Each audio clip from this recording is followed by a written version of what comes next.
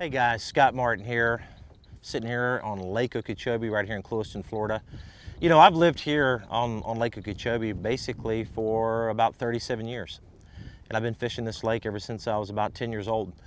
From north end to the south end, not only fishing here on Lake Okeechobee, but I fished Port St. Lucie area, Stewart area, that whole estuary on that side as well. Spent a lot of time on the Fort Myers, West Coast side, Boca Grande, Charlotte Harbor. Doing a lot of red fishing, a lot of snook fishing, a lot of tarpon fishing, and also fishing down in the Everglades. And I've also fished quite a bit north of the lake on the Kissimmee River and some of those lakes up through that region. You know, I'm no expert. I'm not a scientist. I'm not a biologist, but I do consider myself an expert in fishing and an expert in this resource that we have here in South Florida. You know, I've heard for many, many years now, you know, what do we do about the water? What do we do about solving these discharge issues that we're all dealing with? You know, first and foremost, I am all about fixing this problem. I'm all about solving an issue here on Lake Okeechobee, solving an issue on both coasts, and of course the Everglades. You know, but I kind of take a common sense approach to this thing, and this is my opinion. Again, I'm not an expert, but I can tell you that sometimes a common sense approach is, in my opinion, sometimes the best way to look at it. You know, as you read articles on the internet, you watch television shows from on the news to the Weather Channel or whatever it may be about toxic Lake Okeechobee, which is completely false. There's not a fish kill going on here. It's a beautiful resource, full of fish, full of wildlife, and the Everglades as well, and both estuaries we have on both coasts. You know, they're wonderful fisheries. And I have friends around this whole region, so I want to look at what can we do to fix this? What can we do to solve this issue, to kind of make everything better? You know, and again, when you look on the news and you read articles, you know, there's lots of opinions, lots of ideas out there. Some are driven politically, some are just whatever they may be, you know. But again, I want to kind of tell you guys a little bit about a common sense solution here.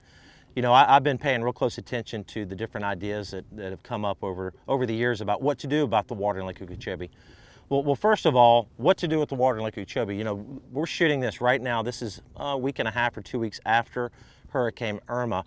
And, you know, you sit there and think about all the damage that the storm did while it was actually hitting. You know, the trees and the buildings and the wind and all that stuff. Lots of damage. You know, you also got to remember that there's a lot of damage to this area of South Florida after the storm passes from the water runoff. You know, it rains. A hurricane is a rain event. It's a wind rain event. We got tons and tons of water, not only here on Lake Okeechobee, but all over the entire state of Florida, including South Florida. So, you know, it's an issue that we have to deal with during hurricane season. It's not going to go away. Hurricanes are not going to go away. If I knew a solution how to make hurricanes quit, then we wouldn't have to worry about massive discharges to either coast or down to the Everglades or wherever they may be. We wouldn't be dealing with the water issue. But we deal with water issues because we have tropical depressions and tropical storms, and we have hurricanes, and we have rainy seasons, and all that provides a lot of water to all of Florida, and it puts water everywhere. You know, Lake Okeechobee is an unbelievable resource, and you know, we have to protect Lake Okeechobee, and that's really what I'm here talking about, protecting our resource here on Lake Okeechobee, protecting our coast. You know, this lake here can't sustain high water. It can't sustain a 16 and a half, 17 or 18 foot lake. It kills the grass. It muddies up the water. It takes the filtration out of this water, which is in turn cleaning the water. Okay, that's pretty common sense, right? If we lose the grass, we lose the filtration. So we need to manage Lake Okeechobee at a very manageable level that's going to promote grass growth in this lake. Because the more grass we have, the more filtration we have. Okay, that's number one. Number two, we have to protect this resource because this lake right here provides millions, again, millions of dollars of income to this entire state of Florida, because people come from all over the world to visit here in Clewiston and around Lake Okeechobee. And when they come here, this is the destination. They're not passing by Lake Okeechobee and deciding to stop. They're making a plan to come to Lake Okeechobee, to go fishing, to spend a vacation down here. And they're spending money not only here on Lake Okeechobee and all the towns in Clewiston and Belglade and Okeechobee City and Moorhaven, all the towns around the lake, they're also spending tons of dollars on the coast. They're going to the beaches. They're spending money at the restaurants, hotels, etc. So this is a magnet for a lot of money to come into the state of Florida. That's going to help not only our businesses around Lake Okeechobee, but also the businesses on the coast, the guide services here on Lake Okeechobee, the fishing guides on the coast as well. So how do we solve that problem? What do we do with the water? You know, I hear about some ideas of buying the land south. You know, that's something that's been real heavy on the news for the last couple of years. You know, some people say that we should buy lots of land down south and turn everything back into the natural Everglades. Well, I think unfortunately that's not a real doable option, because A, it would be basically impossible to turn it back into its natural sheet flow due to all the canals, all of the urban development on the coast, all the restrictions that, you know, the government and the states and all these different cities have put in those Everglades. So to try to turn it back into its natural resource would be, in my opinion, virtually impossible. But, you know, some people say we should buy the land south so we can create these giant reservoirs of water, that so when Lake Okeechobee gets this gigantic amount of rain due to a hurricane, or the runoff from the Kissimmee River Valley when it rains up that way comes into Lake Okeechobee, and the Lake Okeechobee fills up, and we need to let the water out so we don't destroy this resource. We need to send it somewhere, right? So they say, let's send it south. Well, there's a problem with that. Number one, buying the land south is not going to solve the problem. In my opinion, I don't see how it could. Let's face it, guys, we're talking about water. We're talking about trying to get water out of Lake Okeechobee so we don't release to the coast. Well, that's during rainy season. That's during a hurricane. It's during a tropical depression. It's during the time of the year that the entire state of Florida is wet. So what's going to happen when you snap your fingers and buy all this property south of Lake Okeechobee and make these giant reservoirs, spending billions and billions of dollars, taking years and years to make, and they fill up full of water? A hurricane comes and you need to discharge water. Well, guess what? Those areas that you've built down there are full. They're full from the rain. They're full from the event that created all the water.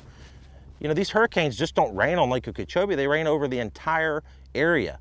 They dump inches and inches and inches of water everywhere around here. So creating some reservoir south that we think that we can just all of a sudden send all the water from Lake Okeechobee to some reservoir that's already full, in my opinion, is not a good solution.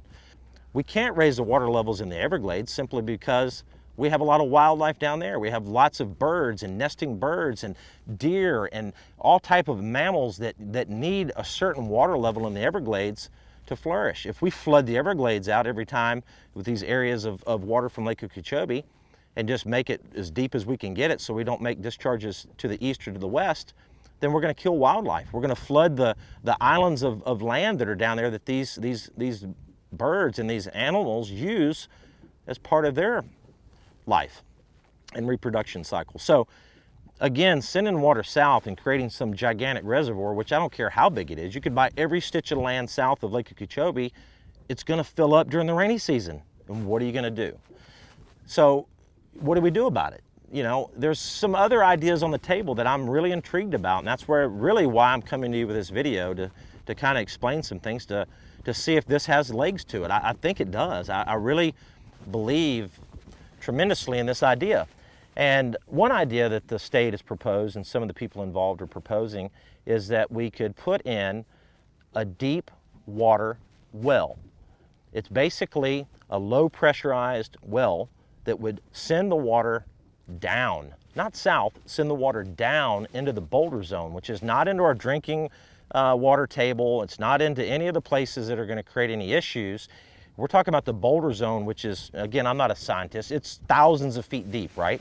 We're talking about sending the water through low pressure pumps down into the boulder zone. It's not going to do any harm at all. There's over 300 and something wells going on in the state of Florida right now that they're using in certain city municipalities and different places around the state. So the idea that I heard about, which I think is awesome, is that the state would go in and build a bunch of wells north of Lake Okeechobee. And what that would do, it would send the water that's coming down the Kissimmee Valley, which is where the water comes into Lake Okeechobee. For you guys that don't understand Lake Okeechobee, there's a levee that goes all the way around this. So there's not just tons and tons of runoff coming into the lake from every direction. It comes in from the Kissimmee River for the most part. And so we're talking about building deep water wells. It's going to send that water down into the boulder zone. And how much water are we talking about? We're talking about potentially relieving 80% of the issue during these water release times. That means that 80% of these releases would go away. We would be able to send the water down. And this isn't a high pressure well. Some people might get online and say, oh, sending the water down deep is some type of pressurized deal. It's some fracking involved. It's going to do damage to our boulder zone down deep, and it's not. This is not a high pressurized well system. Fracking is a whole totally different thing. That's a high pressurized thing they use in the oil industry to get oil out of the rocks, where they explode the rocks with pressure. This is a very low pressure, kind of like your garden hose. That's how much pressure it would take to send this water down. And it's just unlimited. Here's the other great benefit of this idea. They can pull the trigger on this pretty quick, guys. They can have these wells in operation in the next 3 years, and for a fraction of the cost. So I asked the question, how much land do you need to put these wells in? Are you talking about millions of acres of land to build wells? No, we're talking about small little plots where these wells, they're self-contained, they're all managed through computerized systems. They're basically take up as much space as a basketball court. So they're talking about building several hundred of these wells around the north end of the lake and around the Kissimmee River Valley that will be able to capture that runoff that comes into Lake Okeechobee that makes these high level rises like we're dealing with now. And again, it's going to eliminate the flow going east and west.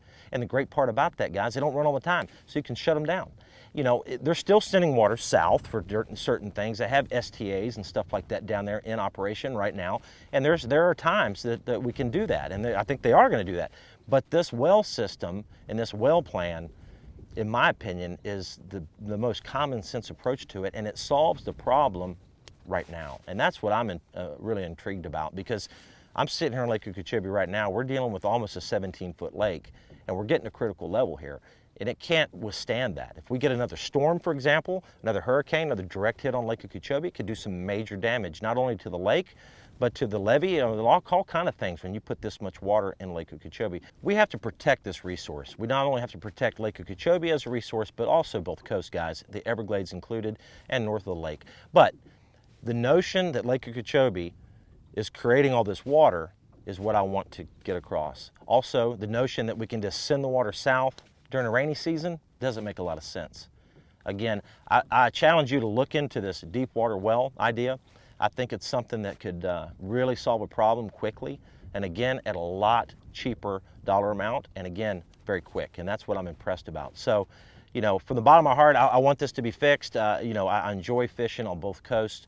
I enjoy living here in South Florida around the Clewiston area, and I love Lake Okeechobee, guys. And again, I'm no scientist, but I do know a thing or two about what this lake needs. I do know a thing or two about fishing around this area. And I think that's a pretty good common sense idea. So drop a comment down below. Let me know what you think. And if you like the video, do me a favor, share this video out. We need to get this message out, because if it's a solution that really can work, if it's a solution that can solve this problem really quick, and it's the best idea out there, we need to move forward with it. And we need to let everybody know about it. So thanks for the time. Hopefully that made some sense to you guys. And I think I'm gonna go fishing.